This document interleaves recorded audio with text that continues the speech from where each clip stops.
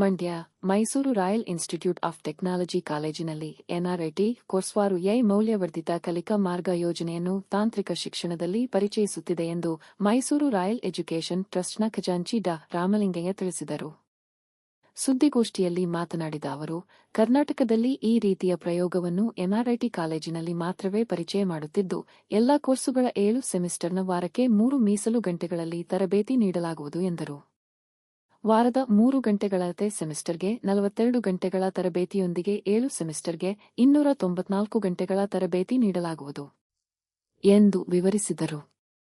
ಟ್ರಸ್ಟ್ನ ಕಾರ್ಯದರ್ಶಿ ನಂದಿನಿ ನರಸಿಂಹಮೂರ್ತಿ ಮಾತನಾಡಿ, ಎಲ್ಲಾ ಕೋರ್ಸ್ಗಳ ವಿದ್ಯಾರ್ಥಿಗೂ ಒಂದೇ ಎಐ ಟೂಲ್ ಕಲಿಸುವುದು ನಮ್ಮ ಉದ್ದೇಶವಲ್ಲ. ಬಲವಾದ ಎಂಜಿನಿಯರಿಂಗ್ ಮೂಲತತ್ವಗಳು, ಶಾಖಾ ಜ್ಞಾನ, ಜವಾಬ್ದಾರಿಯುತ ಎಐ ಬಳಕೆ ಮತ್ತು ಪರಿಶೀಲಿತ ಕೆಲಸದ ಸಾಕ್ಷ್ಯವನ್ನು ಒಗ್ಗೂಡಿಸುವ ಗುರಿಯಾಗಿದೆ. ವಿದ್ಯಾರ್ಥಿಯು ತಾನು ನಿರ್ಮಿಸಿದ್ದನ್ನು ವಿವರಿಸಲು, ಪರೀಕ್ಷಿಸಲು, ತಿದ್ದಲು ಮತ್ತು ಉದ್ಯೋಗದಾತರ ಮುಂದೆ ಸಮರ್ಥಿಸಿಕೊಳ್ಳಲು ಶಕ್ತನಾಗಿರಬೇಕು ಎಂಬ ಉದ್ದೇಶದಿಂದ ಬೋಧನಾ ಕ್ರಮ ಸಿದ್ಧಪಡಿಸಿದ್ದೇವೆ ಎಂದು ಹೇಳಿದರು.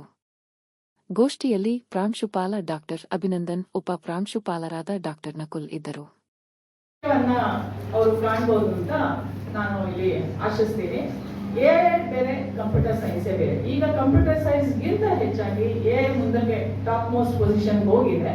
ಹಾಗಾಗಿ ಯಾಕೆ ಎಐ ಅಂದ್ರೆ ಎಲ್ಲಾ ಬ್ರಾಂಚ್ಗಳಿಗೂ ಬೇಕಾಗುತ್ತೆ. ಈಗ ಸಿವಿಲ್ ಒಂದು ಉದಾಹರಣೆಗೆ ತಗೊಂಡ್ರೆ, ಈಗ ನಮ್ಮಲ್ಲಿ FDP ನಡೀತಾ ಇದೆ.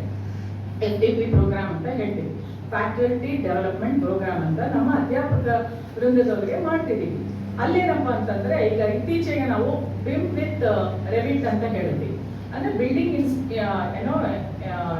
ಬಿಲ್ಡಿಂಗ್ ಇನ್ಫ್ರಾಸ್ಟ್ರಕ್ಚರ್ ಬಗ್ಗೆ ಜೊತೆಗೆ ಎಐ ಯಾವ ತರ ಹೆಲ್ಪ್ ಆಗುತ್ತೆ ಅಂತ.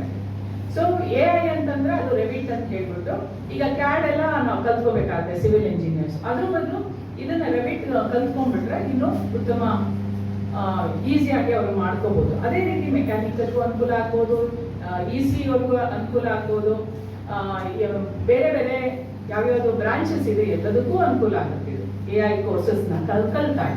ಸೊ ಅದಕ್ಕೆ ನಾವು ಇದೊಂದನ್ನ ಹೊಸದಾಗಿ ಆವಿಷ್ಕಾರ ಮಾಡ್ಕೊಂಡಿದ್ದೀವಿ.